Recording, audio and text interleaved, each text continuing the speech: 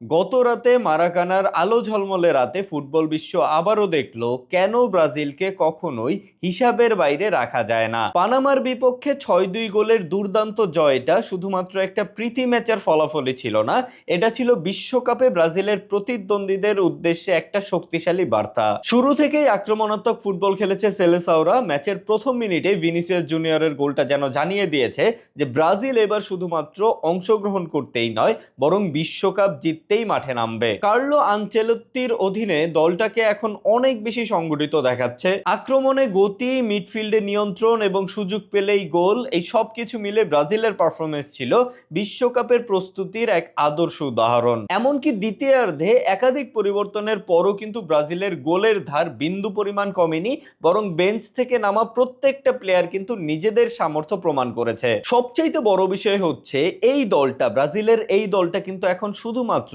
একজন বা দুইজন তারকার উপর নির্ভরশীল না। ভিনিসিয়াস, রাফিনিয়া, প্যাকেতা, ব্রুনো কিংবা তরুণ এনরিক প্রত্যেকেই ম্যাচের গতিপথ বদলে দেবার মতো ক্ষমতা রাখে। আর বিশ্বকাপের মতো এত দীর্ঘ একটা টুর্নামেন্টে এই গভীর স্কোয়াডই হতে পারে ব্রাজিলের অন্যতম শক্তি। তবে 6 গোলের এই জয়ের মধ্যেও ব্রাজিলের জন্য একটা সতর্ক বার্তা রয়েছে, কারণ পানামার বিপক্ষে কিন্তু ব্রাজিল 2 গোল হজমও করেছে। বিশ্বকাপে এই একই ধরনের রক্ষণাত্মক ভুল যদি ব্রাজিল করে থাকে, তখন শক্তিশালী প্রতিপক্ষ কিন্তু সেই সুযোগটা অবশ্যই কাজে লাগাবে। তাই ব্রাজিলের আক্রমণ ভাগের পাশাপাশি রক্ষণ ভাগের উপরও যথেষ্ট মনোযোগী হতে হবে বা যথেষ্ট সতর্ক হতে হবে। তবে একটা বিষয় এখানে পরিষ্কার, ব্রাজিলের খেলোয়াড়দের আত্মবিশ্বাস বর্তমানে তুঙ্গে।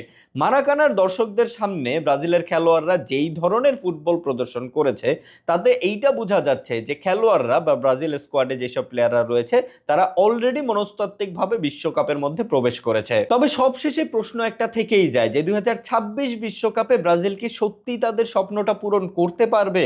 ব্রাজিল কি সত্যি তাদের দীর্ঘদিনের অপেক্ষার অবসান ঘটাতে পারবে, নাকি আসল পরীক্ষা এখনো বাকি রয়েছে?